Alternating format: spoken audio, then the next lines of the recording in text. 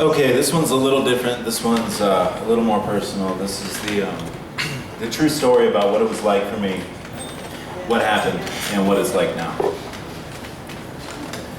When I was younger, I was simply complex. I had more answers than questions, and I was frantically wrestling with this problem of perception. But now I'm keeping my eyes open and hoping to learn the fundamental truths of my going concerns. I mean the present state of my life, my time, my ex-wife, my mind, my knife, the divine, so line by line, I try to define just what the fuck I've been up to.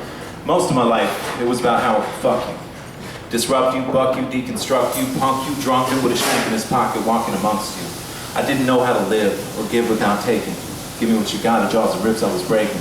Selling dope out my mom's basement. You wanted, I had it. Heartless and savage, I lived that life regardless of how it affected my family and friends. I was scrambling for ends with no means, no dreams, and no mental defense against the substances I needed more and more to survive. Alcohol to numb the pain of staying alive, plus injections and inhalations effectively demonstrating my lack of power. In a fucked up situation, I was growing impatient with this living shit, but unable to die, unable to laugh, unable to cry, a self-made slave. With invisible manacles, an animal whose life had been reduced to a mechanical nightmare. My head was embedded with sedatives, medically better than dead by a little. This kid will never get headed the right direction.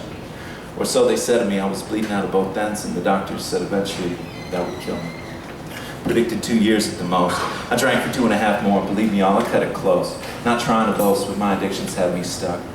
Until I got so low that the only way to go was up. I went to a facility where I could be detoxed without it killing me, shaking and hallucinating still. I did it willingly. I'd had enough of this running shit, slumming, inflicting punishment on anyone that got close to me. The end was coming quick, but not quick enough for my taste. My fears I had to face. To make a 28-day story short, I wound up in a place with other alcoholics and junkies, bummy and smelling funky, having convulsions and seeing pinwheels and flying monkeys. Before I knew it, I was out, back on the streets, still shaky as fuck, still sweating through my sheets. I was afraid of my shadow, mad at the sun, and fuck the moon, and I knew, without a doubt, that I would be drunk soon. Unless I found a solution to my substance abuse, and man, it's fucking confusing when you suffer from delusions telling you just this once, or it'll be different this time, or it's my birthday, or Easter, or Tuesday, or it's only wine. Or any number of other excuses. My mind is ruthless and it wants me dead or in a hospital bed, homeless and toothless. The whistle on the train, it ain't to warn about cabooses, it's that engine that kills you. And at the end it is still true that the answer lies in the destruction itself. I had to burn it down and get built back up with a foundation that's sound.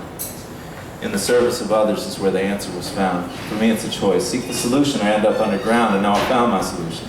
No more drug distribution, no more waking up in hospitals, jails, and institutions. I'm on a different path now. You might call it a real life. I got no need for a gun, but I still got a knife. I got a beautiful daughter, a beautiful son, a beautiful wife, and now I daily help others get out from under their stripe. So if you need us, come and find us. Here's a hint where to look. As individuals, we're anonymous, but we're in the phone book.